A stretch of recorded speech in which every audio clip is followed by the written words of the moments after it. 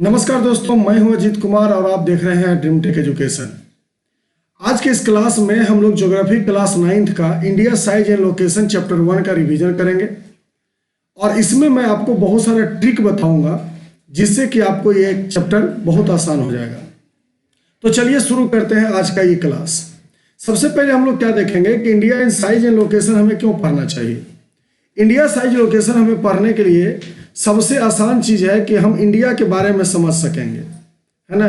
तो हम लोग इंडिया के बारे में समझ सकेंगे, इसलिए हमें इंडिया साइज एंड लोकेशन पढ़ना चाहिए। अब देखिए, अगर इंडिया को पढ़ें तो क्या पता चलता है, इंडिया जो है सर ये एंशिएंट कल्चर के साथ है। इसका जो बहुत सारे नाम है उसमें से कुछ का नाम है, इसको याद करने का सबसे अच्छा तरीका है कि बिहार को याद रखिए, है ना। बिहार को याद रखिए, BIHAR। बिहार से भारत हो गया, बी से, आई से इंडिया, एच से हिंदुस्तान, ए से आर्यावर्त और आर से रेवाखंड। तो ये 5 नाम भारत के हैं जो अलग अलग इतिहास के अलग अलग समय में इसके नाम रखे गए हैं, चाहे भारत, इंडिया, हिंदुस्तान, आर्यावर्त और रेवाखंड।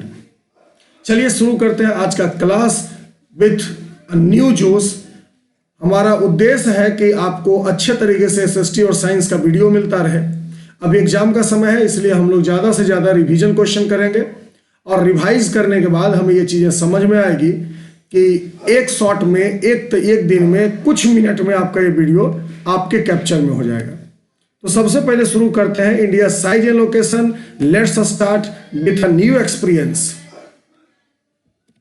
सबसे पहले इसमें करना क्या है कि सर ये ग्लोब है ना, ये हमारा ग्लोब है और इस ग्लोब में अगर हम समझने का कोशिश करें तो ये जो लाइन है ना, इसको हम लोग कहते हैं इक्वेटर। इसको क्या कहते हैं? इक्वेटर। और इक्वेटर से ये 90 डिग्री वाले को जब मिलाइएगा तो ये 90 एंगल बनेगा और प्रत्येक 1 डिग्री पर एक एक लाइन खींचा गया है। चूंकि अगर हम लोग ज्योग्राफी को पढ़ते हैं तो मेरा बेसिक फंडामेंटल प्रिंसिपल्स होता है सर कि इसके ऊपर में नॉर्थ होता है, नीचे साउथ होता है, आपके राइट साइड में ईस्ट होता है और लेफ्ट साइड में वेस्ट होता है। तो वैसा इमेजिनरी लाइन जो आपका वेस्ट से ईस्ट चले किसी भी ग्लोब पर, उसको हम लोग कहते हैं लैटिट्यूड, है ना। यहाँ पे देखिए लिखा भी गया है कि the line which runs from east to west on the globe is called latitude. और इसी लैटिट्यूड को समझने का कोशिश करते हैं। तो ये जितने भी लाइन इस ग्लोब पर खींचे गए वो सब लैटिट्यूड का एग्जाम्पल है। एक है 23.5 डिग्री नॉर्थ, है ना। दूसरा है 66.5 डिग्री नॉर्थ। उसके बाद नीचे आइए तो 23.5 डिग्री साउथ और दूसरा क्या है 66.5 डिग्री साउथ। इस तरीके से 23.5 डिग्री नॉर्थ वाले लाइन को कहते हैं ट्रॉपिक ऑफ कैंसर, 66.5 डिग्री को कहते हैं आर्कटिक सर्कल। नीचे आ जाइए 23.5 डिग्री साउथ को कहते हैं ट्रॉपिक ऑफ कैप्रिकॉर्न और 66.5 डिग्री को कहते हैं अंटार्कटिक सर्कल। इसके बाद आगे अगर हम बात करें तो यहाँ पे आपका नॉर्थ साउथ पोल हो जाएगा और ऊपर हम लोग नॉर्थ पोल देखेंगे जिसको नापते हैं कितना, 90 डिग्री नॉर्थ। अब इसमें क्या है कि अगर इसको हम लोग कैटेगराइज करें तो कैटेगराइज करने के बाद क्या समझ में आएगा कि कैटेगराइज को अगर हम समझना चाहें, है ना, तो समझ में आता है सर कि,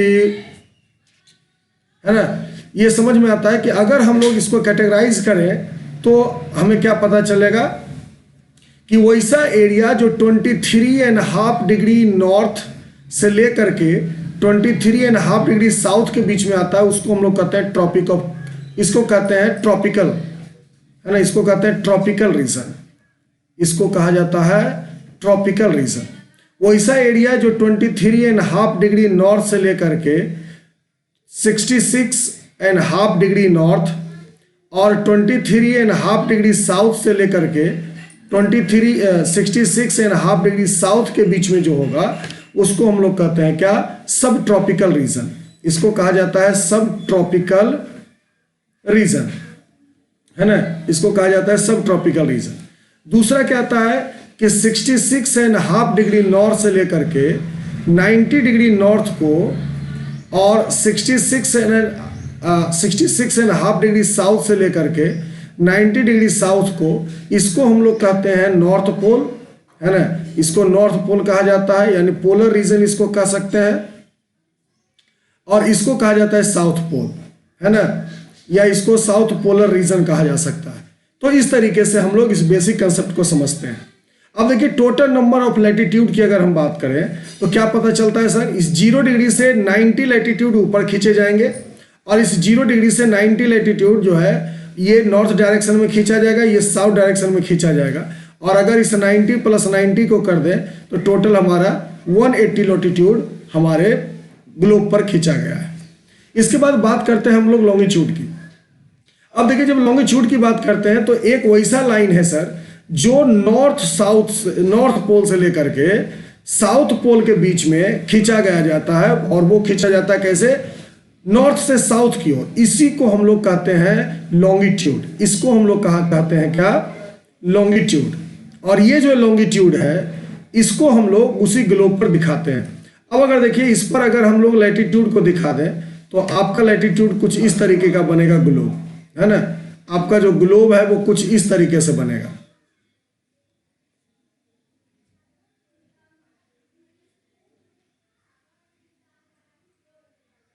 ये आपका देखिए पूरा ग्लोब कंप्लीट हो गया, ठीक। इसमें से जो 0 डिग्री वाला लाइन है इसको हम लोग प्राइम मेरिडियन कहते हैं, है ना, प्राइम मेरिडियन कहते हैं। और यही लाइन जो है वो ग्रीन बीच से चलता है, जो ग्रीन बीच कहाँ है, इंग्लैंड में है, ठीक। अब इसमें देखिए क्या है कि आप इस ग्लोब के अभी एक ही साइड देख रहे हैं, तो इसमें एक साइड में 180 लाइंस हैं, और अगर दूसरे साइड की बात करें तो 180, यानी टोटल लॉन्गिट्यूड की संख्या कितनी हो जाएगी, 360, ठीक। चलिए अब बात करते हैं इंडिया की। इंडिया को अगर समझने का कोशिश करें सर तो सबसे पहले क्या है कि इंडिया जो है वो एक एंशिएंट कल्चर है ना, इंडिया क्या है, एक एंशिएंट कल्चर है। और जब एंशिएंट कल्चर की हम लोग बात करते हैं, है ना, अगर हम एंशिएंट कल्चर की बात करेंगे तो क्या पता चलेगा सर कि इंडिया जो है वो एक एंशिएंट कल्चर यानी प्राचीन सभ्यता हमारी है ना। ये जो एंशिएंट कल्चर है ये बहुत प्राचीन है, जो कि भारत में करीब करीब वर्ल्ड में 5000 साल पुरानी मानी जाती है, और one of the oldest civilisation है। अगर हम इंडस वैली सिविलाइजेशन की बात करें, है ना, इंडस वैली सिविलाइजेशन, और दूसरा होता है क्या, दूसरा होता है मेसोपोटामिया, है ना, मेसोपोटामिया। तो ये सब जो है ओल्डेस्ट सिविलाइजेशन का एग्जाम्पल है। अब इसको क्या है कि अगर इंडस वैली सिविलाइजेशन की बात करें तो वो इंडस रिवर के बगल में पैदा हुआ, और उस समय का सबसे बेस्ट एग्जाम्पल है अर्बनाइजेशन का, है ना, वो अर्बनाइजेशन का एक सबसे अच्छा उदाहरण है। यहाँ तक आप समझ सकते हैं कि आज से 5000 साल पहले हमारे इंडिया के लोग स्विमिंग पूल का कंसेप्ट जानते थे, वो ड्रेनेज सिस्टम को जानते थे। इस तरीके से हम लोग बात करेंगे। इसमें हुआ क्या कि वर्ल्ड में फेमस होने के कारण वर्ल्ड के बहुत सारे ट्रेडर्स, इन्वेंडर्स इंडिया आए और इंडिया को लूटा और कुछ यहाँ पे सेटल हो गए। और जो सेटल हो गए, है ना, वो सेटल हो गए, उनको भी इंडिया के लोग क्या किए, इंडिया का वासी माने। यानी कि हमारा जो सिविलाइजेशन है वो हम किसी को दूसरा नहीं मानते, और वो उसको हम लोग क्या करते हैं, अपने इंडिया में अपने अनुसार से सजा लेते हैं। बेसिकली अगर ज्योग्राफी को हम लोग पढ़ रहे हैं तो यहाँ पे हमको पढ़ना है फियोजोग्राफिकल कंडीशन को। तो सबसे पहले बात करते हैं, इंडिया जो है एक वास्ट कंट्री है, बड़ी कंट्री है, वर्ल्ड में इसका 7th रैंक है ना, एरिया के मुताबिक 7th रैंक है। इसके बारे में आगे बात भी करेंगे। ये नॉर्दर्न हेमिस्फीयर में बसा हुआ, और मेन लैंड जो है वो है 8 डिग्री 4 मिनट नॉर्थ से लेकर के 37 डिग्री 6 मिनट नॉर्थ लैटिट्यूड, और 68 डिग्री 7 मिनट ईस्ट से लेकर के 97 डिग्री 25 मिनट ईस्ट लॉन्गिट्यूड पर, है ना, लॉन्गिट्यूड पर। अगर हम लोग इंडिया को नॉर्थ से साउथ देखें तो वो 3214 किलोमीटर यानी 3214 किलोमीटर है, और 2933 किलोमीटर है कैसे, ईस्ट से वेस्ट, ठीक। इंडिया की कोस्ट लाइन सबसे बड़ी है, क्योंकि इंडिया जो है वो पेनिनसुला का एग्जाम्पल है, और पेनिनसुला उसको हम लोग कहते हैं, है ना, हम पेनिनसुला उसको कहते हैं जिसके 3 साइड से क्या हो, 3 साइड में वाटर हो, 3 साइड में क्या हो, वाटर बॉडी हो, तो इसको हम लोग कहते हैं इंडियन पेनिनसुला, जिसकी टोटल कोस्ट लाइन की लंबाई कितनी है, 75,166 किलोमीटर। इंडिया की जो लैंड बाउंड्री है वो 15,200 किलोमीटर का है, है ना, जो कि अलग अलग देश से जुड़ता है। अब करते हैं कुछ फैक्ट की बात करते हैं। तो इंडियन सिविलाइजेशन एंशिएंट सिविलाइजेशन होने के लिए इंडस वैली सिविलाइजेशन को हम लोग मानते हैं, जो कि आज से 2500 BC है ना। अगर हम लोग उस समय की बात करें तो Egyptian civilisation, Mesopotamian civilisation, Chinese civilisation, ये सबके पैरेलल माना जाता है या इससे भी एंशिएंट माना जाता है। अब यहाँ पे एक आता है टर्म जिसको हम लोग कहते हैं कोस्ट लाइन। तो हम लोग क्या लिखेंगे, the edge of land mass of a boundary where it's reach the sea. वैसी जगह की बात करेंगे, वैसा लैंड बाउंड्री की बात करेंगे जो शहर मतलब समुद्र से लगता हो। अब लैंड बाउंड्री की अगर हम बात करें तो लैंड बाउंड्री क्या है कि दो देशों के बीच में कितने आप अपने जमीन को वो कनेक्ट करते हैं, ये हमारा कहलाता है लैंड बाउंड्री। अब क्या हो गया कि 1869 ईस्वी में यानी 1869 में जब स्वेज कैनल को खोला गया है ना, तो यूरोप से इंडिया का डिस्टेंस सिर्फ 7000 किलोमीटर हो गया है ना। तो इसी तरीके से ये जो कैनल है स्वेज कैनल, ये किसको जोड़ता है जी, तो रेड सी को मेडिटेरियन सी से जोड़ता है, यानी लाल सागर को भूमध्य सागर से जोड़ेगा इसको। अब एक टर्म पढ़ना है पेनिनसुला। पेनिनसुला किसको कहते हैं, an area of land that almost surrounded by water but it is joint to a large piece of land. एक लार्ज पीस ऑफ लैंड से जुड़ा हुआ हो लेकिन तीन तरफ से पानी से जुड़ा हुआ, तो इसको हम लोग क्या कहते हैं, पेनिनसुला कहते हैं। अब बात करते हैं मेरिडियन की। तो सेमी सर्कल लाइन मैप पर खींचा गया है जो नॉर्थ पोल को साउथ पोल से कनेक्ट करता है, पूरा गोल, इसको हम लोग मेरिडियन की बात करते हैं। अब आते हैं कि हमारा इंडिया जो है सर, उसका क्या कंट्रीब्यूशन है वर्ल्ड से। तो सबसे पहले हम लोग बात करेंगे कि 3.28 मिलियन स्क्वायर किलोमीटर इंडिया का टोटल एरिया है, यानी टोटल एरिया की बात कर दें है ना, टोटल एरिया की अगर हम बात करें वो कितना है, 3.28 मिलियन स्क्वायर किलोमीटर, जो कि कंट्रीब्यूट करता है 2.4% of total geographical area of the world, है ना।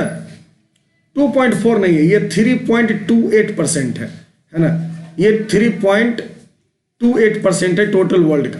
इंडिया जो है वो 7th लार्जेस्ट कंट्री है वर्ल्ड का। इसमें सबसे बड़ा देश जो है वो रसिया है, जो कि 17.09%, कनाडा 9.98%, यूएसए 9.62%, चाइना जो है वो 9.59%, ब्राजील 8.51%, ऑस्ट्रेलिया 7.69% और इंडिया 3.28%। ये टोटल ज्योग्राफिकल वर्ल्ड का जितना भी एरिया है ना, वर्ल्ड एरिया का परसेंटेज दिया गया है ना, ये वर्ल्ड एरिया का परसेंटेज दिया गया है, यानी वर्ल्ड का जितना एरिया है उसका 17.09% क्या है, रसिया है, और 3.28% हमारा इंडिया है।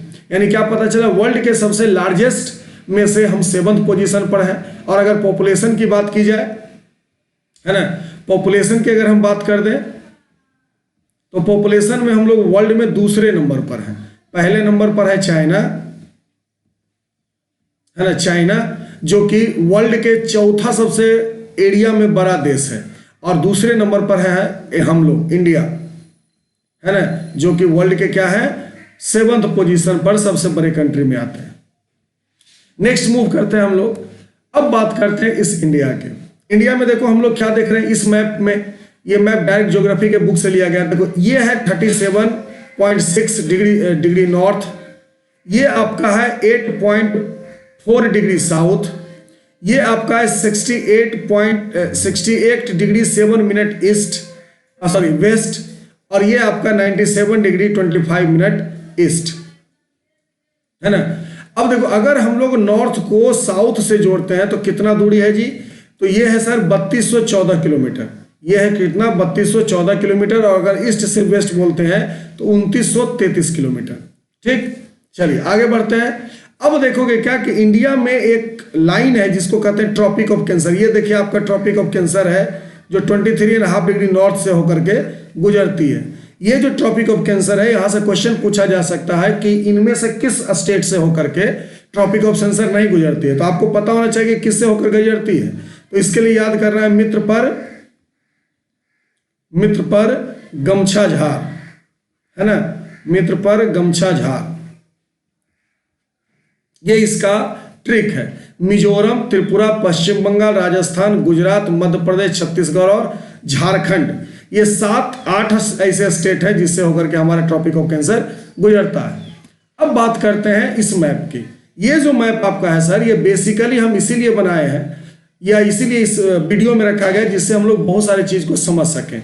देखिए, इस एरिया को हम लोग कहते हैं ईस्टर्न कोस्टल लाइन, है ना, इसको कहा जाता है ईस्टर्न कोस्टल लाइन। ठीक, ये आपका यहां से लेकर के इस एरिया तक को कहा जाता है ईस्टर्न कोस्टल लाइन। ये जो देखिए आपका मैप ऐसे करके बनाया गया है, इसको यहाँ पे कौन कौन से स्टेट हैं तो इसके लिए याद रखिएगा बोट, BOAT, बोट। ये हो गया बंगाल, है ना, यानी वेस्ट बंगाल। ये हो गया उड़ीसा, ये हो गया आंध्र प्रदेश और ये हो गया तमिलनाडु। अब यहां से देखिए, ये यहां से लेकर के इस एरिया तक को हम लोग कहते हैं वेस्टर्न कोस्टल रीजन, है ना, वेस्टर्न कोस्टल रीजन। इसको क्या कहते हैं हम लोग इसमें लिखना, आपको याद करना है कि कौन कौन से स्टेट है जो वेस्टर्न कोस्टल रीजन में है। तो वो है गुड मॉर्निंग काका जी, है ना, गुड मॉर्निंग काका जी। देखिए, अगर गुड मॉर्निंग काका जी की बात करते हैं तो यहां पे जी से हो जाएगा गुजरात, एम से हो जाएगा महाराष्ट्र, के से हो जाएगा कर्नाटक, के से हो जाएगा केरल और जी से हो जाएगा गोवा, है ना, ये जी से हो गया गोवा। तो हमारा ईस्टर्न कोस्टल लाइन खत्म हो गया, वेस्टर्न कोस्टल लाइन खत्म हो गया। अब बात करते हैं हम लोग कि इंडिया के किस किस स्टेट से होकर के सर वो 82.5 डिग्री ईस्ट वाला लॉन्गिट्यूड चलता है। इसको हम लोग देखो दिखा देते हैं। यहाँ पे इस लाइन के बारे में हम बात कर रहे हैं, है ना, ये लाइन ये किस किस स्टेट से होकर के गुजरता है। तो इसके लिए एक टर्मोलॉजी है जिसको कहते हैं उमछौआ, है ना, उमछौआ। तो देखो, इस हो गया उत्तर प्रदेश, मध्य प्रदेश, छत्तीसगढ़, उड़ीसा और आंध्र प्रदेश, ये इसने स्टेट से होकर के ये गुजरता है। और जहां पे ये कटता है दोनों, है ना, यहीं पे है क्या, मिर्जापुर। अब वो वेब सीरीज की बात नहीं कर रहे हैं, ये मिर्जापुर उत्तर प्रदेश में एक जगह है जो कि +5 आवर 30 मिनट बिफोर है और यहीं से लिया गया है इंडियन स्टैंडर्ड टाइम, है ना, इंडियन स्टैंडर्ड टाइम। चलिए आगे बात करते हैं, इस मैप पे थे। अब बात करते हैं कि सर इंडिया में कौन कौन सा ऐसा स्टेट है, कौन कौन सा ऐसा देश है जो है नेबरिंग कंट्री है ना, नेबरिंग कंट्री है। तो इसके लिए क्या है, BC PNS MBA, है ना, भोला चंद पटना से MBA करने आया, MBA, है ना। देखो, B से होता है भूटान, है ना, इसका क्या होता है भूटान। C से होता है चाइना, P से होता है पाकिस्तान, N से होता है नेपाल, S से श्रीलंका, म्यांमार, बांग्लादेश और यहां से होता है आंध्र प्रदेश, आंध्र प्रदेश। तो ये हमारा क्या है, नेबरिंग कंट्री है। ये हमारा टोटल क्या है, नेबरिंग कंट्री है। अब देखो, यहां से मैप वर्क में 2 क्वेश्चन पूछे जाते हैं आपको। एक तो पूछा जा सकता है कि मिर्जापुर कहां है ना, मिर्जापुर को आपको रिप्रेजेंटेट करना है तो आप उसको यहां पर रिप्रेजेंटेट कीजिएगा, यही है मिर्जापुर, है ना। दूसरा क्वेश्चन पूछा जा सकता है कि सर महेंद्रगिरी कहां है ना, महेंद्रगिरी कहाँ है, तो वो यहाँ पे है। यहाँ से आपको पूछा जा सकता है अनायमुडी। और सबसे लास्ट में आपको पूछा जा सकता है कि ईस्टर्न कोस्टल रीजन में कौन कौन सा स्टेट है, वेस्टर्न कोस्टल रीजन में कौन कौन सा स्टेट है। तो ये सभी चीजें हम लोग एक एक करके समझ गए। चलिए आगे बढ़ते हैं तो अब हमको पढ़ना है इंडिया एंड द वर्ल्ड। देखिए, इंडिया क्या है, इंडिया जो एंशिएंट कल्चर था और हमारा एक टर्मोलॉजी था जिसको कहते हैं आयुर्वेदा। आयुर्वेद से हम लोग क्या करते थे, ट्रीटमेंट करते थे, है ना, आयुर्वेद पद्धति से हम लोग ट्रीटमेंट करते थे। इसलिए दुनिया भर के लोग हमारे इस आयुर्वेदा को एक्सेप्ट किए। उसके साथ साथ उपनिषद, रामायण, पंचतंत्र, ये सब की जो कहानियां थी वो वर्ल्ड के अलग अलग लोगों को इंस्पायर्ड किया इंडिया आने के लिए और इंडिया को समझने के लिए। इंडिया में न्यूमरल और डेसिमल सिस्टम, आपको पता होगा कि जीरो का जो शुरुआत है यानी जीरो की खोज जो है वो इंडिया में हुआ था आर्यभट्ट के द्वारा, और डेसिमल सिस्टम भी हम लोग ही ईजाद किए हैं, है ना। डेसिमल सिस्टम को हम लोग ही ईजाद किए हैं। उसके बाद आया कि पहले जो यूरोप के लोग थे वो अरब से होकर के इंडिया आते थे, और बाद में क्या पता चला कि हमारे बहुत सारे लोग इंडिया आए और इंडिया पर आकर के उन्होंने अपना घर बनाया, यहाँ रहा और अपने साथ कुछ अच्छाई और बुराई भी लाए। जैसे अगर हम बात करते हैं कि प्लास्टर जो भी आपके दीवार पर होता है वो कौन लेकर आया जी, तो वो लेकर आया था मुगल, है ना। उसके पहले प्लास्टर का फॉर्मूला नहीं था। तो बहुत सारे आर्किटेक्ट हैं, स्कल्पचर्स है, वो यहाँ पे लाए गए, है ना। आर्किटेक्ट है, स्कल्पचर्स है, बहुत सारे यहाँ पे लाया गया। खास करके ये जो आर्किटेक्चर है और स्कल्पचर्स है वो कॉमनली बुद्धा के मूर्ति में देखने को मिलेगा, गौतम बुद्ध, है ना। हम यहाँ पे बात कर रहे हैं गौतम बुद्ध की। आगे बढ़ते हैं तो मुस्लिम इन्वेंटर्स भी आए इंडिया में 13वीं सेंचुरी तक वेस्ट एशिया से, और उन्होंने भी यहाँ पे शासन किया। आगे बात करते हैं कि ये देखिए हमारा एक रूट है जिसको कि हम लोग सिल्क रूट के नाम से जानते हैं। ये जो हमारा है वो क्या है, सिल्क रूट, सिल्क रूट। अब देखो यहाँ पे होता क्या है कि हम लोग बाई लैंड अरब से, और फिर अरब के बाद ये जो आपको दिख रहा है वो रेड सी है ना। इसके बाद हम लोग चले जाते थे यूरोप। ये जो पूरा एरिया आपको दिख रहा है ये यूरोप है ना। ये यूरोप है, ये आपका चाइना है ना। ये चाइना है, ये ऊपर में रसिया हो जाएगा, है ना। रसिया हो जाएगा इस तरीके से, और इधर जावा, मालदीव और ये सभी है ना। यहाँ पे देखिए ये जो है वो साउथ चाइना सी है, अभी इसको हम लोग साउथ चाइना सी कहते हैं। तो इस तरीके से हम लोग जुड़े हुए थे। वास्को डी गामा जो आपको पढ़ाया जाता है 1498 ईस्वी में, जब वो इंडिया आया, सॉरी 1598 में आया, है ना। तो वो क्या किया, समुद्री रूट को खोजा, यूरोप से डायरेक्ट वो ऐसे करके यहाँ गोवा के पास आया, कालीकट, है ना। तो उसके पहले भी इंडिया से व्यापार हो रहे थे अलग अलग देशों के लिए। थैंक यू इसको, इस चैप्टर को समझने के लिए और हमको सपोर्ट करने के लिए। अगर आप फिजिकल फीचर्स ऑफ इंडिया वाला वीडियो चाहते हैं, जो इसका रिवीजन वीडियो है वो अगर आप चाहते हैं तो आप इस वीडियो पर कम से कम 30 लाइक, है ना, और 10 सब्सक्राइबर आपको बढ़ाने होंगे, 10 सब्सक्राइबर, क्योंकि हमारा जो पूंजी है बाबू वो यही लाइक है। जितना ज़्यादा वीडियो पे लाइक जाएगा उतना ज़्यादा हम समझेंगे कि हमारे बच्चे जो हैं वो हमारे इस वीडियो को लाइक कर रहे हैं। मैं हूं अजीत कुमार, आपका SST और साइंस मेंटोर, साइन ऑफ।